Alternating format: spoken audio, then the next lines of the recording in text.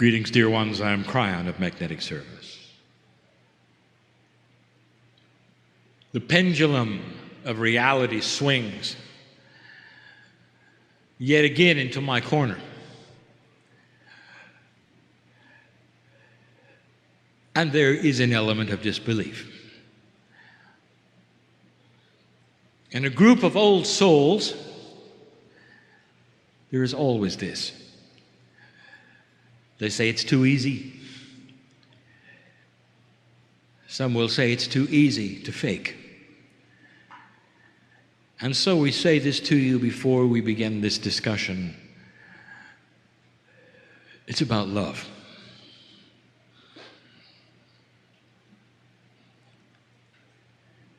That's what it's about. It always has been, and it always will be. And it's not the love that you think. There is a force in the universe even your astronomers have recognized and seen, identified, and they call it intelligent design. Because the universe itself is biased.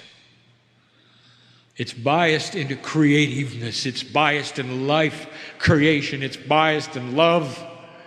There is purpose for everything. Astronomers, science, physicists, they want to see complete and total neutrality within all things, and they don't find it. And that's one of the things we want to discuss, the power that is starting to become yours in the understanding of energies around you which you have never identified as energies that specifically are what we're going to call informational. This is one of the first multi-dimensional channelings of a series, starting to explain to you in a better fashion concepts that have been misunderstood or not explained at all, in order to start you thinking about what you can do. And that is the purpose. It's a big distance between the nucleus and the electron haze. If you could go with me to the smallest of the small, you'd find an enormous amount of emptiness. Physicists will tell you that most of you are made of nothing. And it's only because they just don't see what's in the dark. And the multidimensional truth is this: between that which is the nucleus of the atom and the electron haze, it's filled with information, energy, love, and intelligent design. Difficult to explain how this manifests itself to your reality, but that is indeed the subject. So we'll start slow and easy. There it is, my friends, a rose. Imagine it. A beautiful rose. This one's red. And you don't like it. You don't like the thorns, perhaps. Maybe you don't even like the color, perhaps. And you say to yourself, I'd like it a lot better if it was a daisy. But it's a rose. Now, in single-dimensional digit thinking, or law 3D, the scenario is this: it's too bad you've got a rose when you wanted a daisy. Because it'll always be a rose, you know. And if you could look at the seed that the rose grows from and regerminates from, it'll always be a rose. Too bad about the rose, you might say. And so the consensus of thinking and the actions around it are this: it will always be a rose, therefore I will never be able to change it. Now consider for a moment a multi-dimensional scenario where the master gardener visits the seed. Imagine for a moment that the master gardener can tell that which is the seed to systemically alter the information of what it is.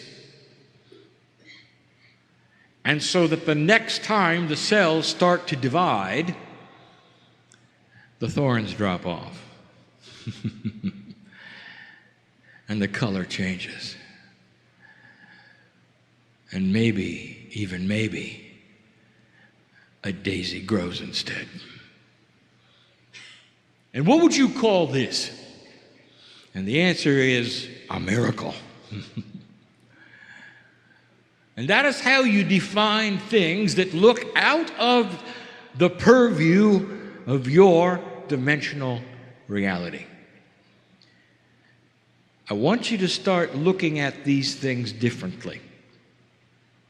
I want you to start seeing information that is multidimensional as energy. A tremendous amount of what you just call energy is only information. It leads us to the next phase of this teaching. For now we give you a discovery on the planet that has been made, that is being used. And the discovery is this: that you can address the cells, that is to say, the DNA portion of the human body, to change its informational structure. Not to belabor an issue, but you must remember what the scientists discovered about DNA. 5% of it is chemical, protein-encoded, gene-producing engine. 95% seems to do nothing. So what you have is this: a DNA structure, one DNA loop that has 3 billion chemicals in it, and 5% is the engine of the biological race car called the human being. And 95% is the driver. It's a consciousness. It's energy. It's information. And it's huge.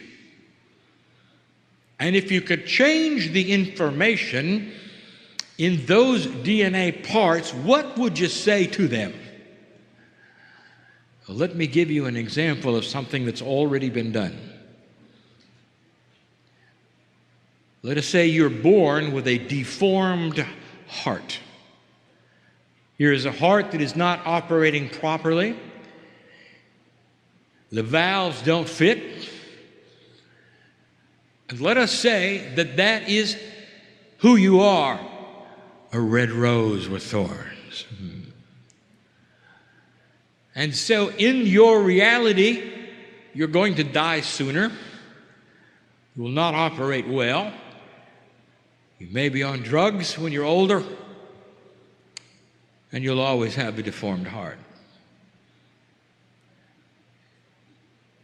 You might ask the obvious question: since all of the organs rejuvenate many times over your life, why is it systemically that those stem cells are given information to continue rejuvenating a broken heart?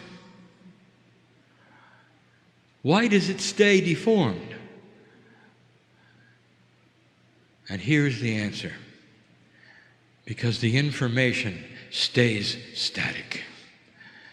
without something to change the energy of the information within the systemic system of the human body, it will always repeat what it has. The rose will always be the rose, and the thorns will always grow there. What if you could literally change the information in the 90% of your DNA? What if you could change not only the information systemically, but even subconsciously as to who you are and why you're here? They're starting to learn how. Addressing the information energetically in DNA so that the stem cells are given a pattern of perfectness instead of the deformity. And as the heart then starts to regenerate, as all organs do, slowly it becomes a functioning heart and the valves fit. And you think that's science fiction. I'm telling you, it's being done now. For on the planet, multidimensional inventions are starting to occur. There will be many more, pushing the envelope of your believability and changing physics. You've seen this, and you don't even know you've seen it. I'll ask you some other questions that you haven't really thought about. We brought these up before, and now we can discuss them more fully. Why can a starfish grow back an arm and you cannot? Because the programming in your body, in your DNA, in the information, the race driver driving the car has been instructed that those kinds of things only are to be done in the womb. And the instructions are always that way, and they repeat every time a cell divides. There'll come a day when you can change the instructions and you'll be able to grow back a limb. All of the chemistry is there. It's not that hard. But the instructions say you can't. And so they don't grow back. Imagine the race car driver in a splendid machine that can go for so long with instructions that he can only turn left. That's what a race car driver does, you know. What if you straighten out the racetrack and suddenly you got a left-hand only driver? What happens to the driver when the racetrack straightens out and he doesn't know how to do anything but make left turns? You got to change the information that he has. And that is what is being done. When the spinal cord is severed, there is chemistry that races to the place of the severing, so it won't grow back. Did you know that? There is a hormonal proteinal structure that actually keeps it from growing back. How does that serve humanity? Well, it doesn't. Nerves are designed to grow back. And they don't. Did you know they even have addresses, color codes? They can find each other in the dark and grow back. And they don't. Because built into the race driver's information is not to grow back a spinal cord severing. There'll come a day when you can reprogram the systemicness. Stem cells exist everywhere in the human body, alive and well. They are what pattern what happens. Chemically, they are responsible for a human that is predisposed to disease. And that predisposition will be then carried to the child. And the imprint and the energy and the information of the 90% will continue and continue and continue unless it's reprogrammed. Unless the information is given to it to become different. It's not chemical, it's energy. It is multi-dimensional energy. New technology to reprogram pieces and parts of the body. Do you know what this means? There are women in the room who respond to this, who carry a gene that their ancestors carried and that they carry and that their children will carry on predispositions to certain kinds of weaknesses. And when you can rewrite your genetic print, none who follow will have it either. Do you understand what I'm saying to you? Your children and your children's children will only have the reprogramming. They will not have the original information. Energy is like that. Informational energy is like that. And there's a lot of it on the planet. There are systems on the planet that have been misunderstood for a long time. Let me give you a couple. This is controversial. You may not agree. You may not like it. But I'm going to give it to you anyway. Humans love things that go bump in the night. They love to be frightened. They love to be scared. They love movies that scare them. And they love haunted places. Have you seen the upsurge in the interest of haunted places? Now let me tell you what they are and why they work the way they do. And now we get into the power of the information of the Akash.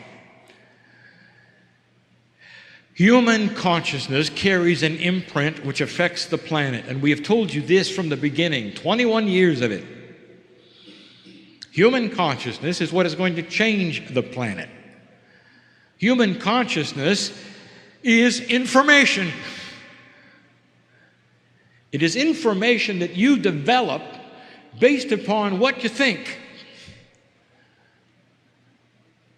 And it's powerful.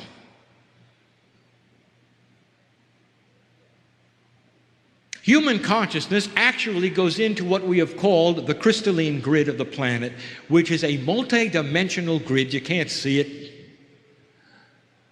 It holds energy. It holds information. When the planet is measured for vibration, it is the crystalline grid that is measured. And the crystalline grid only has on it what humans have put there. An interdimensional record of thought, of lifetimes, of happenings. And here's what I'm going to tell you. In certain conditions, in certain ways, a human life or an interaction of multi-lives together in a scenario that is profound for whatever reason of its profundity will create an imprint in a place. It's information and energy that will replay itself over and over and over like a recording tape in 3D. It's a haunted house. Did you know that? And here is some of the things, the attributes that we may not prove it to your psyche, but we'll give you something to think about. Did you notice that in a haunting, you have a scenario which repeats? The man comes down the stairs. The man goes up the stairs. The woman in the kitchen moves from the left to the right, sits in a chair, rocks for a while, moves away. If it involved dramatic things such as murder, the man comes down the stairs with the axe. Over and over and over and over. It's a good movie, isn't it? And that's all it is. Why does it feel the way it feels, Kryon? Because it is a result of human consciousness imprint, and you've got one too. And when you're there interfacing with it, it gives you chills, because it's real. Now science has gotten involved, as they should, and they're noticing something. The imprint, the haunting, carries scientific attributes, and they're all multidimensional. Guess what changes? Magnetics, gravitation, light, and even time. Because what it is a multi-dimensional event imprinted onto a place on the planet that plays over and plays over and plays over. Can you capture it on tape? Because it knows it's being observed. Because it's part of an imprint that is multidimensional. In a quantum sense, it knows. I can't explain that to you. You assign knowing to sentiency, that is to say, that which is intelligent in a human being. And it isn't either of those. It's a knowing that is quantum. It knows when a human being can be frightened, and it frightens it. Oh, I have more to tell you. Oh, there are things that you wouldn't believe that you can do. How would you like to get rid of that? Let's say it's in your house. Now, this may be very inappropriate, but I'll give you the answer. You're going to have to present an energy that is stronger than the imprint of the haunting. You cannot order it away. You already knew that, didn't you? No amount of huffing and puffing or calling upon God will make it different. The imprint was created by magnificent beings, sometimes seeming to do ordinary things. There's a reason for that as well. You don't know who they were. You don't know the old souls involved. You don't know who it is, really. You've got to present an energy that is stronger than the haunting. Now, what could that be? As inappropriate as it is, I will tell you. Why don't you make love in that room? That'll do it. Because that's stronger.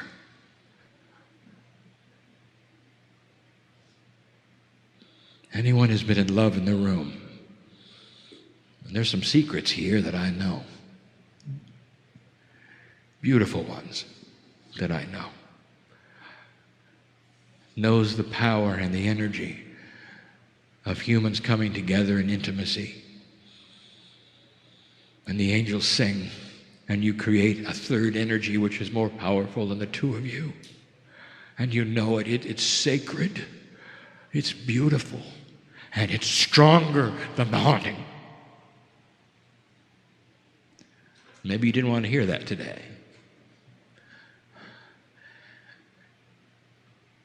Well, what about other things?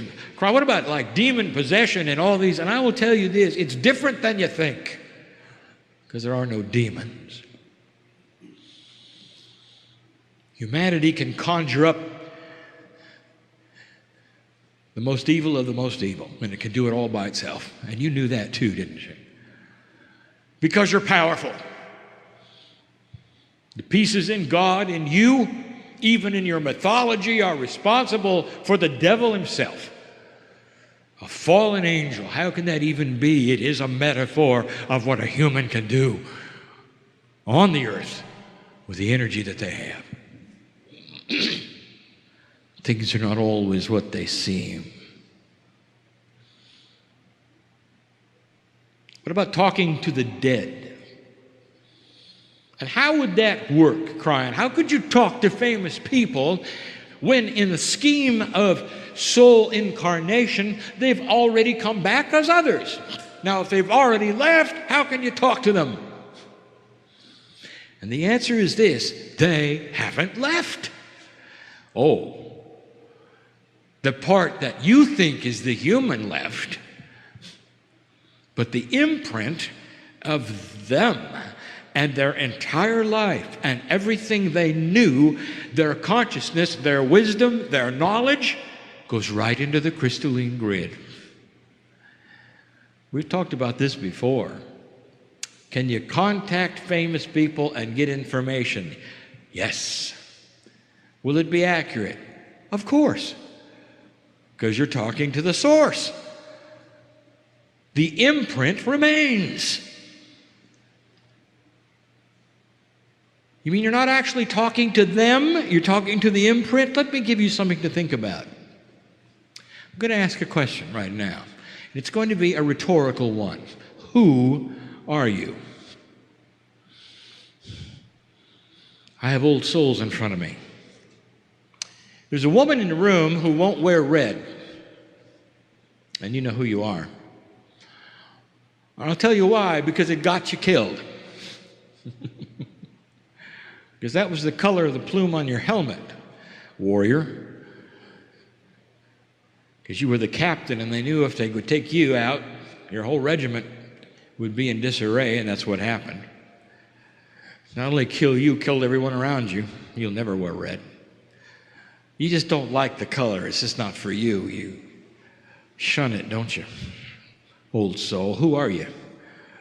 Who are you? Are you the warrior who got killed? Are you the woman who won't wear red? Are you the mother? Who are you? It is a rhetorical question because in my reality, you are a piece of God. And so when you go to that place where you wish to conjure up one who has lived before and ask them questions, who are you talking to? Are you talking to the Urkosh of a soul? Are you talking to that which is alive or dead? I will tell you, none of those things are accurate because you don't really know. It's even more magnificent than that. Can you ask Aunt Martha where the treasure was buried? Yes! And she'll know, because you're talking to the Aunt Martha imprint. And she'll know. Now, if you ask Aunt Martha, how are things on the other side? She'll say, beautiful. What's it like over there? Lovely. No, give me some specifics. I love you. She doesn't know. Aunt Martha knows what Aunt Martha knows. You think of it in singularity, and it's not. It's powerful, it's real, and it's there to be accessed. It's multidimensional, and those with gifts can access the wisdom of the ancients. Go back and ask them what they knew. Go back and ask them how it felt. Go back and ask them where the treasure is buried. You're going to see some of this. And those in the places of magnificence on this planet, wearing the costumes of spirituality, and the heads of state and religion will call it evil and will call it a cult, not understanding that you are moving into a multi-dimensional state, appropriate, accurate, true, usable, correct, helpful. All of those things. Does that make sense to you? Let me give you a concept, and this will be the last one. I've saved the complicated one for last. That's my favorite one. We haven't done this before, my partner, so get it right.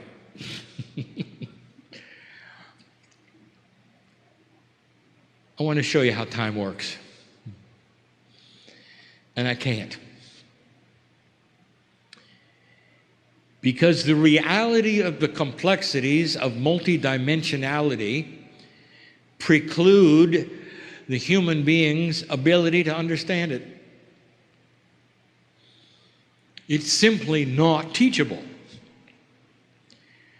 So I will metaphorize it and give you it in its simplest form, which is only a fraction of its reality. Time. We mentioned today that it is a singularity for you. There's only one of them. There's no multiple times. There's only one. And you're on one track on the planet. You're all on the same track. That is a singularity. It only goes one speed. It always has for your life. It doesn't move. The truth of it is it moves all the time. Another truth you don't understand is that each of you can step off the track and create a faster or slower one. You don't know that either. How do we explain this? So let me singularize it and pretend you're all on the same track for a moment. That's what you think anyway. That's easy. And I want you to build a track, a train track, which is time. I want you to put an engine upon it which goes in one direction very slowly, and that's you and your life. I want you to make the train track, however, go all the way around the earth. Now, to your perception, because you can only see to the horizon, the train track goes straight. The truth of the matter, it goes all the way around the earth, and you're looking at it behind you. Create that kind of time for a moment. Now that puts time in a circle. Now that is confusing because it's a conundrum for you. In 3 dimensions, you cannot put time in a circle. It is in a circle. Because it's in a circle, however, take a look at some of the attributes that are confusing to you. Let us say your lifetime takes about 30 meters. Not very long on this track that goes around the earth, is it? So you never have to really worry about meeting your past, do you? But let's pretend for a moment you could. What would happen if you drove that engine around the earth? Eventually, you would be running over the energy of what used to be, wouldn't you? In the same way of thinking, if you went around the earth several times, eventually you might be also running over what might become. Suddenly you have an attribute of time you haven't thought about. If it's in a circle, it means the future affects the present. And you think the future hasn't happened yet. It hasn't in 3D. It has in a quantum sense. Now, I'm giving you information right now, and I'm giving it to you this way because there are scientists looking at it in that way. Is it possible that the future could give you energy and information now? Think of this train track for a moment, and let's get more complicated. It's got layers now. Every time the train goes around it, which is a human life, things change. What if it was humanity in that engine? Now you have the past, present, and the future of everything that's ever happened on one train track in a circle. Now you have a situation where you could stop the train, dig down in the track, and maybe if you had the ability, pick up something that either hasn't happened yet or happened before. I didn't expect you to understand it. Only listen to it. Because that's what's happening. Let's complicate it. Let's say this track has to go up some hills and down some valleys. And the hills and the valleys are always the same. If you were smart enough and had a system that understood this time, you could create bumps where it might be difficult or easy and actually put them on a map. You might even call them time fractals. And you might be right. And every time you hit that place in time, whether it was in the future or the past, you got a hill or a valley. And I want to tell you what's happening at this moment, dear human being. I just gave you the simplest way I can give you the attributes of multidimensionality when it comes to time. You are visiting potentials that in your mind have not happened, but in a quantum sense have. You are receiving a vibrational increase so that you can look at the track of time and select where you want to go. You are looking at the potentials of the quantumness of vibrational shift and creating a culture that is going to go beyond what you think it could go, because it's going to fly in the face of all prophecy. Because prophecy is based on one track that does one thing over and over in 3D. And as soon as you start to become multidimensional, information becomes energy. And in that track of time is information of the potentials. Okay, I'll tell you, nobody asked, except the ones who are asking. It would seem like I just turned a page, because there's someone in here who wants to know what a crop circle is. And so I'll tell you, it's a good thing you ask. It's an energy stamp from the future. How about that? Now you don't know anything more than you did before. Not a future that you went through. A future that has such a grand potential and a quantum state that is one with everything. You've already lived it.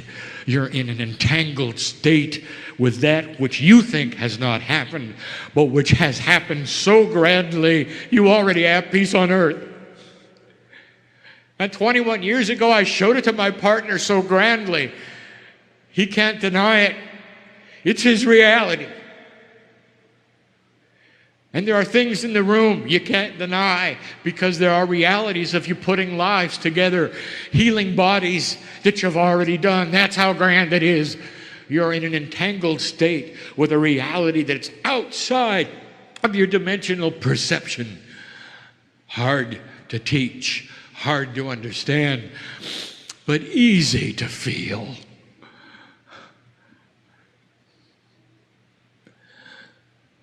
Easy to feel. Imagine the solution is upon you. Imagine those things which you're planning already completed. Imagine yourself looking backwards and saying, "Oh, that wasn't too hard, was it?" Imagine the most perplexing things you've brought to the table today over with. How do you feel about it? And human being, if you can take a breath of release and look at it like I can, you are becoming quantum. And you've just created it. Congratulations. Now go from this place in your three-dimensional way and walk through the steps that you've already done. And that's my message. Information is energy. In a multi-dimensional state, all things are possible.